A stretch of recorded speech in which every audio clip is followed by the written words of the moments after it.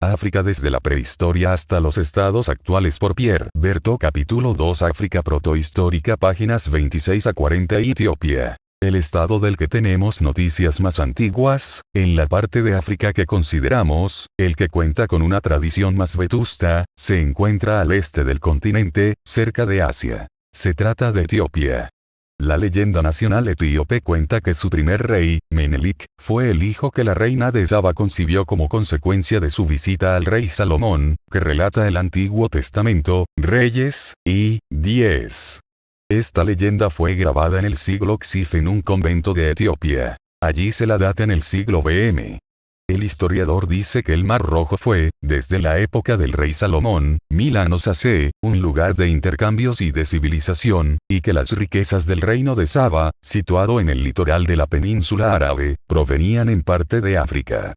¿De dónde, si no, habrían llegado los monos y los colmillos de elefantes que menciona el mismo libro de los reyes entre los tesoros que traía Salomón su flota mercante, sino de la costa africana del Mar Rojo, por mediación de los mercaderes árabes? Más antiguamente aún, el libro de los Números, 12, cuenta que María y Aarón habían reprendido a Moisés a causa de haberse casado en el desierto con una negra, pues se había casado con una mujer etíope. Aprovechemos la ocasión para decir que la palabra etíope no debe inducirnos error. Tal como la empleaban los griegos de la antigüedad, significa literalmente cara quemada, y sirve para designar a aquellos africanos que tienen la cara negra, a diferencia de los libios que tienen la cara pálida. Los bereberes. Es este el sentido que hay que dar al vocablo cuando leemos en los Hechos de los Apóstoles, 8, que un eunuco etíope, oficial de la corte de Candacia, reina de Etiopía, que fue encontrado por Felipe en el camino que conduce de Jerusalén a Gaza, recibió de él, el bautismo. Igualmente, cuando el libro de Esther dice que Asuero reinaba sobre 127 provincias, desde India a Etiopía, hay que entender por este nombre el país de los negros. En realidad, este nombre designa, en la antigüedad, el territorio de Nubia, situado junto al Nilo entre la segunda y la tercera catarata, y el reino Kuch, entre la tercera y la cuarta catarata. Abisinia, desde 1941 recibe el nombre de Etiopía, no tiene solamente una leyenda. Tiene también una historia documentada desde tiempos muy remotos. Es la única nación de África que posee una tradición escrita en una lengua propiamente africana, el Geso, que a decir verdad es una lengua semítica derivada desde hace mucho tiempo del sábano de Arabia, y en una escritura propia que es tan antigua como la escritura griega. El Geso se utiliza todavía por el clero etíope, como el latín por el clero católico. El segundo factor característico de la historia de Abisinia es estar encuadrada geográficamente entre un macizo de montañas y altas mesetas situadas a más de 2000 metros, de clima templado, abundantemente regadas y fértiles, cortadas por profundos abismos, que oponen a los enemigos impresionantes obstáculos naturales. Los habitantes arraigados en su suelo han mantenido a través de milenios, al menos relativamente, su originalidad, autonomía y unidad. El tercer factor es la proximidad del Mar Rojo, lugar de intenso comercio en los milenios anteriores a la era cristiana, un verdadero Mediterráneo. La navegación es fácil utilizando simples barcas o balsas sostenidas por pellejos inflados. El Antiguo Testamento llega a contar que podía excepcionalmente atravesarse en seco. Pero se trataba de un milagro. La verdad es que el nombre de Abisinia viene de Alaschat, nombre de una tribu semita del suroeste de Arabia que emigró a África a través del Mar Rojo durante el segundo milenio AC, incluso antes quizá. Los monumentos arqueológicos más antiguos, muy difíciles de fechar, ni siquiera aproximadamente, parece que se deben a la colonización de los mercaderes sabanos que llevaban sal hacia las mesetas del Tigris. Los nombres de muchos lugares etíopes son idénticos a los de la antigua Arabia. Cuarto hecho. Por frágil que sea la parte de verdad histórica de la leyenda que liga la dinastía etíope a la reina de Saba y al rey Salomón, esta leyenda ha contribuido fuertemente a mantener la continuidad y la unidad de Etiopía a través de 2 milenios de vicisitudes. Tuvieron un hijo, Menelik, que fue el primer rey de Aksum y el fundador de la dinastía llamada Salomónica en el siglo XAC. Fueron llevadas a Aksum y conservadas allí las tablas de la ley, robadas de Jerusalén, según cuenta la misma leyenda. Lo que es cierto es que mucho antes sin duda de la era cristiana y, en todo caso, a partir del siglo B de la era, ha habido importantes corrientes de inmigración judía a través del Mar Rojo y quizá a través de Egipto. Los inmigrados convirtieron a su religión a los aborígenes, creando así un núcleo de judíos negros, los falachas, que han subsistido en la región de Gondar, a pesar de todas las persecuciones, en número de varias decenas de millares. Al principio de la era cristiana, una magnífica ciudad, Aksum, se levanta sobre un contrafuerte septentrional del macizo etíope. Esta ciudad se halla cerca de un afluente del Advara, que desemboca en el Nilo cerca de Meroe.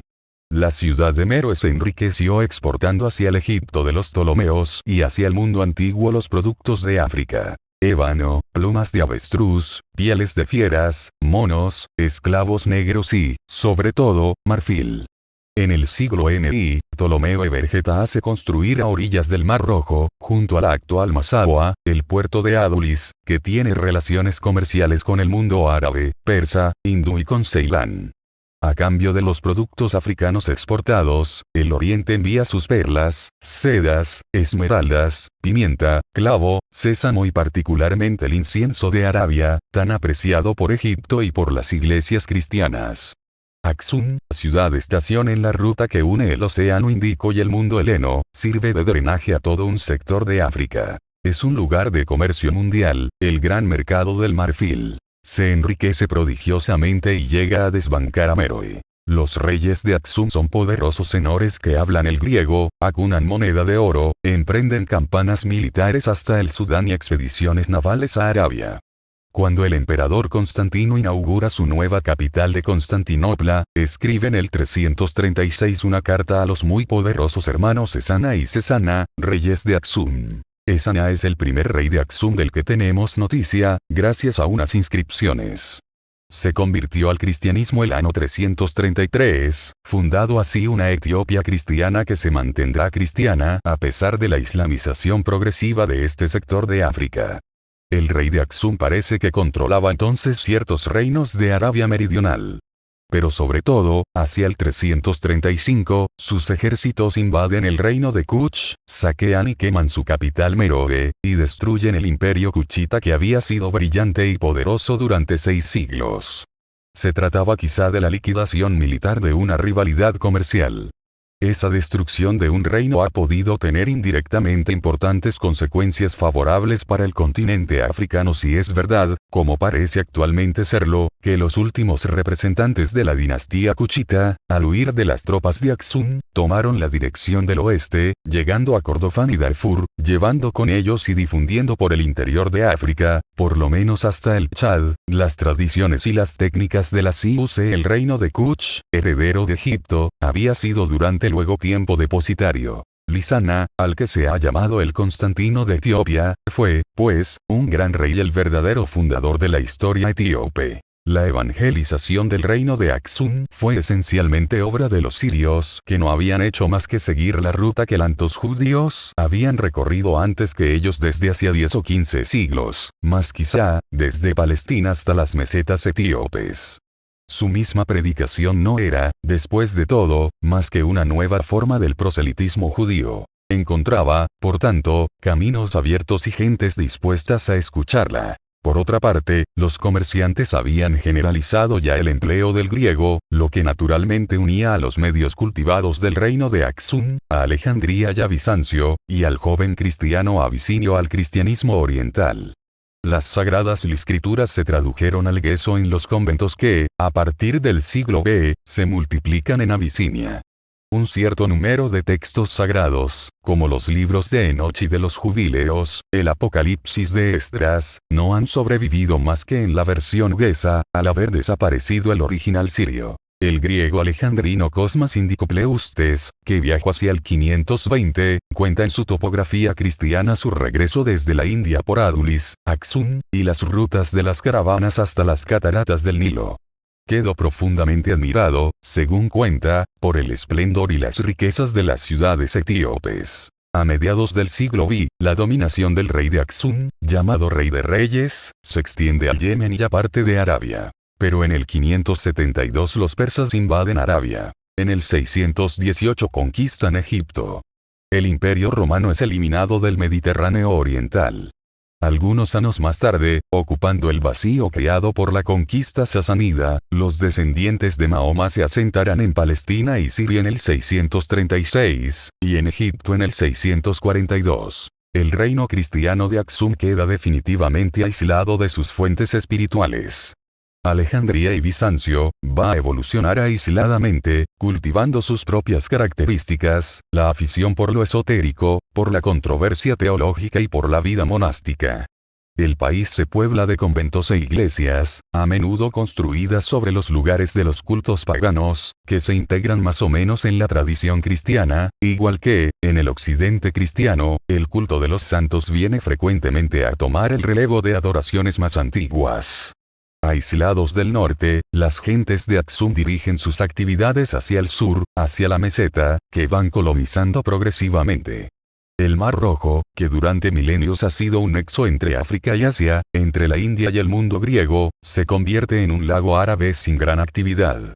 Permanecerá con este carácter hasta la apertura del Canal de Suez en 1869. El puerto de Adulis, cuya actividad era ya reducida, fue destruido por los árabes en el siglo BM. El poderío de los reyes de Aksum declina al mismo tiempo que se van viendo aislados. En el siglo X, dejan de acuñar la moneda. En el siglo X, una reina judía pasa por las armas a la familia real y destruye la capital. Una dinastía cristiana, los Age, la sucede. Pero durante este período, y desde el siglo IX, los documentos son raros por no decir inexistentes. Sin duda fueron destruidos metódicamente por los sucesores, después de la restauración salomónica. Un reino desaparece. Esto no quiere decir que tras él no quede nada. Sobre el emplazamiento del reino de Meroe, destruido por el rey de Aksum hacia el 335, se forman nuevos estados. Los reinos cristianos de las cataratas, de los que no se sabe gran cosa. Nómadas negros, los novatas, expulsados sin duda del Kordofán por la creciente sequía, se instalaron junto al Nilo, entre la primera y la segunda catarata.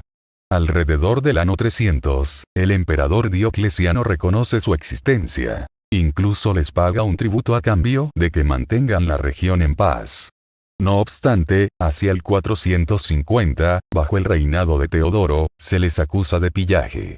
En el 453, el general romano Maximinus, después de haberles derrotado, concluyó con ellos un tratado de paz de 100 años. Parece ser que este tratado se respetó por una y otra parte. Pero al expirar el tratado, exactamente en el 553, el emperador Justiniano envía al general Narses al país de los novatas con la misión de convertir a estos paganos que continuaban adorando a la diosa Isis en el templo de Filas. En caso contrario, debería liquidarlos. Y efectivamente, a partir de la mitad del siglo V, existen en la región de las cataratas 3 reinos negros cristianos. El reino de Novatía, o Nubia, entre la primera y la tercera catarata, el reino de Dongola entre la tercera y la cuarta, y el reino de Alo al sur de la sexta. La capital de este último, Soba, junto al Nilo Azul, estaba en un lugar próximo a la actual Khartoum. En la otra extremidad del continente, en el oeste africano, las tribus de cazadores, pescadores, campesinos y ganaderos negros, se han ido extendiendo progresivamente por la sabana vista la franja de selva tropical, colonizando, desmalezando, sembrando y plantando, y en fin, proliferando. ¿Por qué, el Níger, donde la agricultura es tan antigua como en Egipto, no llegó a ser un segundo Nilo, acumulando sobre sus orillas una densa población e inspirándole una civilización monumental? Hay muchas razones para esto, 2 de las cuales saltan a la vista. La primera razón es que las crecidas del Níger no tienen la potencia de las crecidas del Nilo. Por otra parte, esas crecidas no arrastran, como el Nilo, un limo fertilizante. El Níger ha continuado siendo un río salvaje y estéril. En sus orillas, la población nunca ha alcanzado ni puede alcanzar la misma densidad que en las del Nilo, y sabido es que la densidad es el factor determinante del progreso de las civilizaciones. La segunda razón es que a los ribereños del Níger les ha faltado la inspiración que llegó a los egipcios desde el cercano oriente. Sin embargo, 4 fundaciones, muy anteriores al periodo histórico, tienen allí una importancia capital. La civilización de Nok, la civilización del Chad, la civilización de los latones de Ife y el foco bantú de Camerún del Norte. Después de la Segunda Guerra Mundial, por ser lucrativo el tráfico del estaño, se volvieron a poner en explotación las minas de Jos, al sudoeste del Chad, al norte de la actual Nigeria. Cerca de la aldea de Nok, los trabajos de prospección minera descubrieron vestigios interesantes. Los mineros fueron relevados por los arqueólogos, que reunieron los vestigios de una civilización hasta entonces completamente ignorada, llamada la civilización de Nok. Los hallazgos consisten fundamentalmente en figuritas de tierra cocida, generalmente rotas, que representan seres humanos, una cabeza de elefante, un mono en cuclillas y cabezas humanas de tamaño natural. Esta civilización de campesinos y de alfareros data del primer milenio AC en la era cristiana, época en la cual la técnica del hierro parece haber llegado a la región. La civilización de Nok no es seguramente la única existente en su época en este sector del continente, pero es hasta el momento la única de que tenemos noticia. Otra civilización de alfareros ha sido recientemente descubierta a orillas del Chad, en la región del Chari. Allí, la arcilla cocida servía para todos los usos. Estatuillas de hombres, de animales, zahorras, usos para hilar algodón, marmitas y hornillos. Se enterraba a los muertos en vasijas que se cuentan entre los más grandes recipientes que conocemos. La civilización del Chad, que es entre 1000 y 1500 años posterior a la de Nok y situada a 1500 kilómetros de distancia, presenta características comunes a ella. Sin embargo, aún no se ha podido establecer ninguna relación entre ambas. En la Baja Nigeria, cerca de Ife, también se han encontrado tierras cocidas. Pero también se han exhumado en Ife esculturas de latón fundidas con cera. No se conocen más que unos cuantos ejemplares, encontrados en condiciones que no permiten fecharlos. Se supone que datan como máximo del siglo X, ya que el florecimiento de este arte tuvo lugar hacia el siglo Xin. Se piensa que el cobre, raro en estas regiones, podía provenir de un tráfico con los mercaderes árabes y que también la técnica de fundir a la cera ha podido ser aportada por artesanos árabes. Quizá cuando los lugares arqueológicos ya descubiertos, y otros que se descubran, sean explotados, se podrá establecer un lazo de unión entre estas diversas civilizaciones, cuyos vestigios son apenas suficientes para evocar un mundo desaparecido.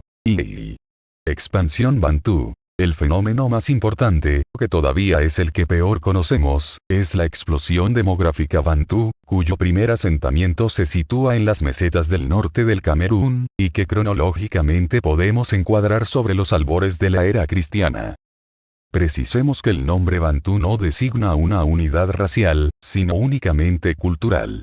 Los negros que llamamos así corresponden a tipos físicos muy diversos. Por el contrario, los innumerables dialectos que hablan presentan características comunes que solo se pueden explicar presuponiendo un origen común, buscando un hipotético foco de donde habría partido la expansión de los pueblos que hablan un dialecto bantú. Porque se produjo a partir de este foco esta explosión demográfica y esta expansión geográfica. Se puede explicar por una proliferación, o al menos una reducción de la mortalidad infantil, debida a un bienestar excepcional para la época, posiblemente unido a la introducción del cultivo del name y de la banana, procedente de Indonesia y que se ignora cómo llegaron hasta allí. También se explica por la posesión de la técnica del hierro. La banana y el name crecen en la selva. El hacha de hierro permite adentrarse en ella. Provistos de estas dos armas, los negros que hablan dialectos bantúes penetran sin duda en pequeño número en la selva durante los primeros siglos de la era cristiana, la franquean en dirección al sur, y se instalan más allá con sus hábitos culturales y migratorios. Ya hemos dicho que el cinturón selvático apenas supera los 300 kilómetros en su lado más ancho. Se comprende que durante largo tiempo haya sido un obstáculo infranqueable, pero también que, una vez provistos los hombres de técnicas idóneas, su penetración haya sido rápida. Hacia el siglo VIL-VM, los bantúes alcanzan la región de los Grandes Lagos y a partir de allí se multiplican y se expanden rápidamente. Hacia el siglo X, están en Rodesia del Sur. Otros grupos se filtran hacia la desembocadura del Congo. No avanzan por terreno desierto. En la selva encuentran a los pigmeos, o más exactamente a los antepasados de los actuales pigmeos. Es probable que los pigmeos, refugiados en la selva, igual que los bosquimanos más al sur, representan a los descendientes, quizá degenerados, de pueblos de civilización paleolítica que ocupaban al menos algunas partes del continente africano antes de la llegada de los negros. Muchas tradiciones orales cuentan que la tierra pertenecía antiguamente a pueblos distintos de los negros, a los que a veces se les llama los hombres rojos de gruesa cabeza y pequeña estatura. Verdaderos propietarios del suelo por derecho de antigüedad, se desvanecieron más tarde y se transformaron en genios a los cuales conviene rendir culto para no tenerlos en contra. Bajo la presión de los negros, los supervivientes de estos paleolíticos, unos se asimilaron, otros se refugiaron en la selva, cuyos descendientes serían los pigmeos. Otros, establecidos al sur de la selva, serían los antepasados de los bosquimanos. Pero cuando los bantúes llegan a la costa oriental, son otros negros los que encuentran allí, pertenecientes a otro grupo racial, llamados a veces camita orientales, a veces caucásicos, y otras veces etíopes o cuchitas. Los camitas son generalmente de mayor estatura que los negros bantúes, tienen los rasgos más finos, los labios delgados, la nariz recta. El color de su piel va del moreno al negro. Llevan generalmente una vida pastoril. Sus lenguas pertenecen al grupo llamado camito semítico o afroasiático. Los tipos más característicos son los somalíes y los gayas de Etiopía. Deslizándose hacia el sur por la accidentada región que separa los grandes lagos del litoral del Océano Índico, ciertos grupos de pastores habían alcanzado el Sangiovese cuando, del oeste y del noroeste, llegaron los cultivadores bantúes, más o menos hacia el final del primer milenio DC. Sin embargo, según ciertos autores, fueron los agricultores los que generalmente precedieron a los pastores, los bantúes a los etíopes. Es posible que el orden de llegada no fuera el mismo en todas las regiones. La entrada del mundo bantú en la historia es tardía. La formación de grandes unidades políticas al sur del Ecuador no se remonta más allá del siglo X o incluso del XV, es decir, no mucho tiempo antes de que los portugueses tomaran contacto en el litoral atlántico con el rey del Congo, y en el litoral del océano con el imperio de Monomotapa, nombre con el que los portugueses designaban a su soberano.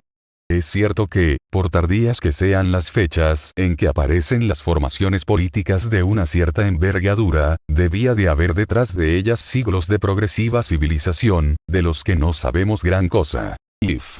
Ghana es al oeste del continente, en la zona sudanesa, entre el Sahara y la selva tropical, donde se han desarrollado los más antiguos reinos negros que, al parecer, no debían nada a la aportación asiática. Según nuestra hipótesis, el Sahara, al irse desecando progresivamente, fue siendo abandonado por los negros que se replegaron sobre lo que aún hoy es la sabana sudanesa. Pero algunos grupos de pastores blancos, nómadas y jinetes, se mantuvieron allí con sus rebanos, adaptándose a la vida en el desierto. Hasta el principio de la era cristiana, el Sahara proveía aún alimentación para sus caballos.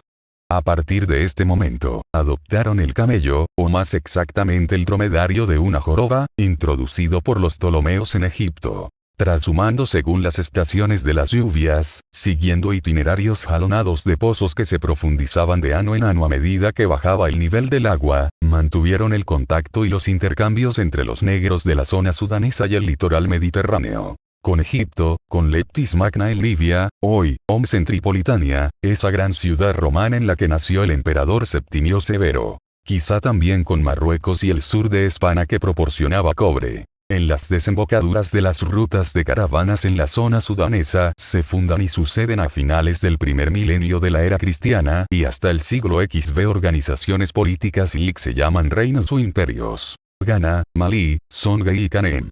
Ghana se constituye en la desembocadura sur de una ruta de caravanas que coincide en una parte de su trayecto con la ruta prehistórica del Sahara Occidental llamada Ruta Ile los Carros, porque está jalonada de dibujos rupestres que representan carros. Lo que, sin duda, nos lleva a evocar lo que dice Heródoto de los garamantes, bereberes blancos, que hacían incursiones al país de los etíopes, los negros, con carros lidados por 4 caballos.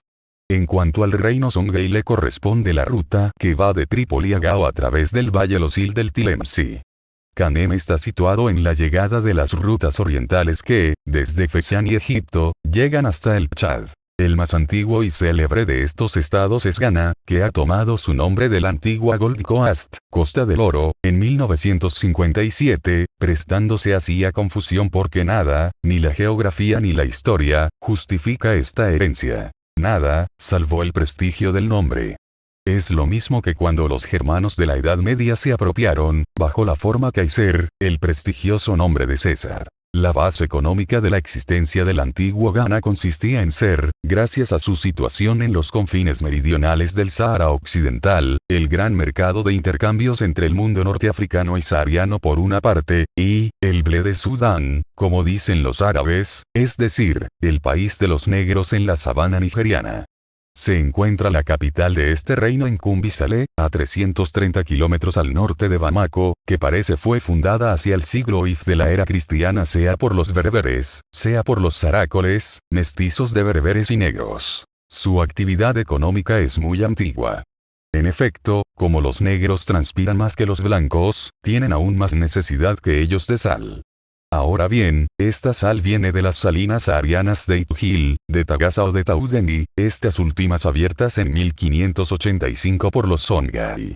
Llegaba, hasta hace pocos años, en grandes caravanas bianuales. Los asalais. En 1913, la caravana de Vilma tenía 25.000 camellos. La sal traída por las caravanas se cambia por cereales, sobre todo el mijo, producidos por los campesinos negros, y por oro y esclavos. El oro de Ghana viene de más al sur, del bambú legendario, que está en Guinea, en el alto valle de Faleme. Es dudoso que Ghana haya controlado nunca el bambú, pero sus comerciantes iban allí a comprar polvo de oro a hurtadillas. Colocaban en un lugar dado las barras de sal y después se retiraban. Durante su ausencia, los productores de oro depositaban al lado de la sal la cantidad de oro que ellos ofrecían a cambio y se retiraban a su vez. Vuelto el mercader, si aceptaba el cambio tomaba el oro y se iba. Si no, se retiraba de nuevo esperando que el vendedor de oro aumentara la oferta. En el mercado de Ghana, la sal se vendía, según los relatos árabes, por su peso en oro. Durante la Edad Media y hasta el descubrimiento de América, Ghana era el principal proveedor de oro del mundo mediterráneo. El cargamento de vuelta llevaba también esclavos. Las minas de sal de Taudeni, uno de los lugares más espantosos del mundo, eran explotadas por esclavos enviados allí sin esperanza y regreso. Este tráfico hacía de Ghana un país rico. Tenía entre los viajeros y los compiladores árabes de la época la reputación de un Eldorado negro. Uno de ellos escribía: en el país de Ghana, el oro crece en la arena como zanahorias. Se le arranca a la salida del sol. Ibn Aukal, que viajó por África Occidental, escribió hacia el 977. El rey de Ghana es el rey más rico de la tierra.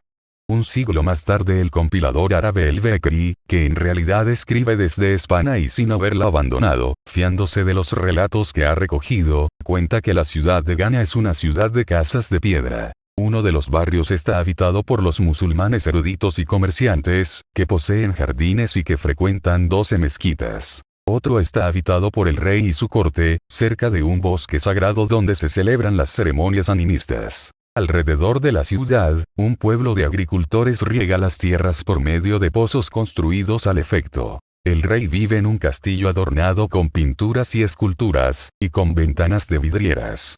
Cada mañana da una vuelta a caballo por su capital, precedido de jirafas y elefantes y seguido de su séquito. Entonces cualquier persona suplicante puede dirigirse a él y hacerle su petición. Por la tarde vuelve a hacer el mismo recorrido pero solo, y nadie debe entonces dirigirle la palabra bajo pena de muerte.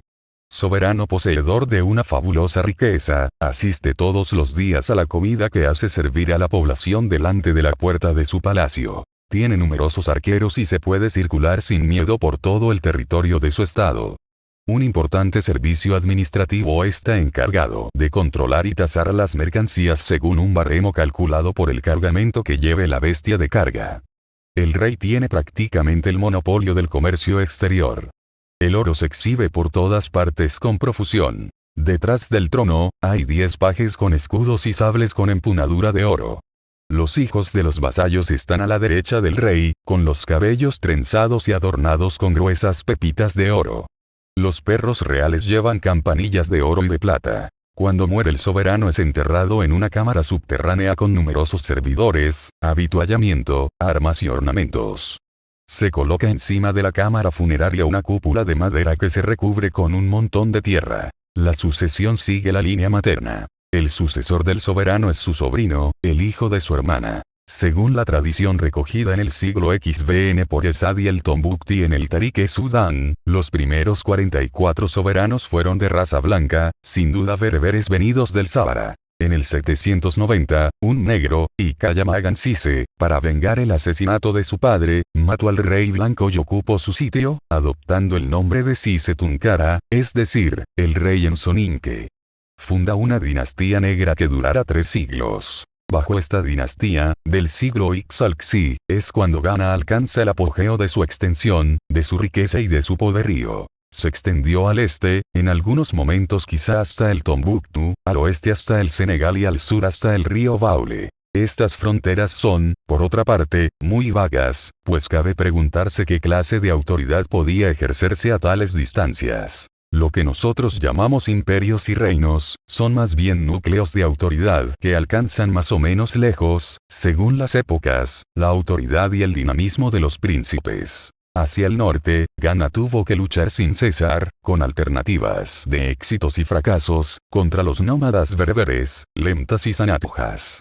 Estos le disputan el control de la ruta sahariana que, desde Marruecos, pasa por Sitgilmasa y Audogast. De Sitgilmasa a Audogasta hay 2 meses de camino y de Audogasta a Ghana de 12 a 15 días. En Audogast, donde se cree reconocer el emplazamiento de Tegdaust en Mauritania, había también un reino. Un reino berebere cuya capital era un puerto de caravanas situado junto a la ruta de la sal y del oro. Es un lugar de comercio importante. A fines del siglo X, el viajero árabe Ibn Aukal ve allí, no creyendo lo que ve en sus ojos, un reconocimiento de deuda de un mercader de Audogast que vive en Sitgilmasa, por un montante de 42.000 dinares, es decir, el equivalente, con exceso de $1.000.000. El Bekri describe, por haber oído hablar de ella, una ciudad grande y muy poblada, dotada de buenos pozos y rodeada de jardines y huertos de palmeras. Se cultiva allí el trigo con azadón y se riega a mano. Los habitantes viven en la abundancia y poseen grandes riquezas.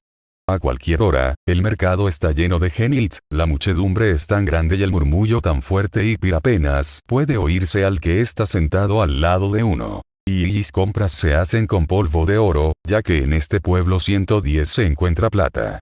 A pesar de la distancia a hacer traer ir los países musulmanes trigo, frutas y uvas pasas, hay allí nenías que son cocineras muy hábiles y que valen cada una piezas de oro más. Saben preparar menús muy apetí, y óleos, hay también jóvenes doncellas de bella figura, de piel lin y de tipo grácil y esbelto. Tienen los senos prietos, la hililura fina, la parte inferior de la espalda bien redondeada y los hombros anchos. Limel 977, Ibn Aukal, en su itinerario, indica que existe más allá de Ghana una pista que conduce a Kuga en un mes poco más o menos. El senor de Kuga es amigo del rey de Ghana, pero no es comparable a él en riqueza y prosperidad. Kuga y Ghana, dice, viven en paz con los reyes de Audogast, pues es de aquí de donde reciben la sal sin la y no podrían subsistir. Podemos identificar a Kuga con Kukia, en el Níger, a 150 kilómetros al sur de Gao. Bellos son Gais. Los Aos. En el Níger, los dueños del río son los pescadores sorcos, y son miembros del grupo étnico Songhai, que por otra parte no presenta ninguna pureza ni unidad. Cuenta la leyenda Itay un día, hacia el siglo Beil sin duda, llegaron 2 vagabundos del desierto. Quizá eran blancos, nómadas bereberes. Endurecidos por sus desdichas, maduros por la experiencia, fueron adoptados por los negros Songhais. Se les dio una choza y mujeres. Tuvieron una numerosa descendencia. Sus descendientes fueron todos hombres enérgicos, audaces y valientes, de gran estatura y fuerte contextura. Los Songhais los nombraron reyes. La dinastía de los Dia reinó entre los siglos Vil y Xif. El rey de Kuga o Kukia del que habla Ibn Aukal, es uno de estos Dia. Parece ser, por otra parte, que su autoridad no fue reconocida más que por los songhais sedentarios, puesto que los pescadores orcos permanecieron hostiles durante largos siglos, pero tuvieron que irse replegando ante la presión de los sedentarios y remontar el río a la búsqueda de nuevas zonas de pesca, fundando Gao, Bumba, yendo a instalarse incluso en Djenne, junto a sus rivales los pescadores bozos. Los sedentarios, conducidos por los Dia, los van alcanzando y rechazando paulatinamente hacia el nacimiento del río. El 15º día, que se convirtió al Islam a principios del siglo XI, traslada su capital a Gao, entre los pescadores orcos. Gao presenta para él y para su pueblo la ventaja de encontrarse a la orilla del río, justamente en el lugar donde desemboca la ruta transahariana que viene de Trípoli y de El Cairo, en el mismo sitio donde, en el siglo XX, terminara la primera carretera transahariana europea, Argel-Gao por Bidón B. Aún más al este, en la orilla oriental del lago Chad, la región del Kanem-Bornu parece que fue habitada desde muy antiguo por pequeños hombres rojos. Es posible que estos vieran llegar desde el norte o desde el este, negros más o menos legendarios, los Saos, de estatura gigantesca. Establecidos al sur del Chad y aliados quizá a nómadas blancos, los Saos debieron ejercer seguramente a partir del siglo XI una especie de hegemonía sobre la región. Parece ser también que constituyeron un conjunto, muy organizado y técnicamente evolucionado, de tribus, más bien que un estado centralizado, que se mantuvieron contra las incursiones de sus vecinos durante siglos. Y que finalmente, a finales del siglo Sb, el sultán de Bornu, Idris al-Aoma, acabó por reducirlos arrasando sus ciudades, destruyendo sus cosechas y cortando sus árboles. Si hubo supervivientes, se dispersaron. Los Saos habían desaparecido como pueblo.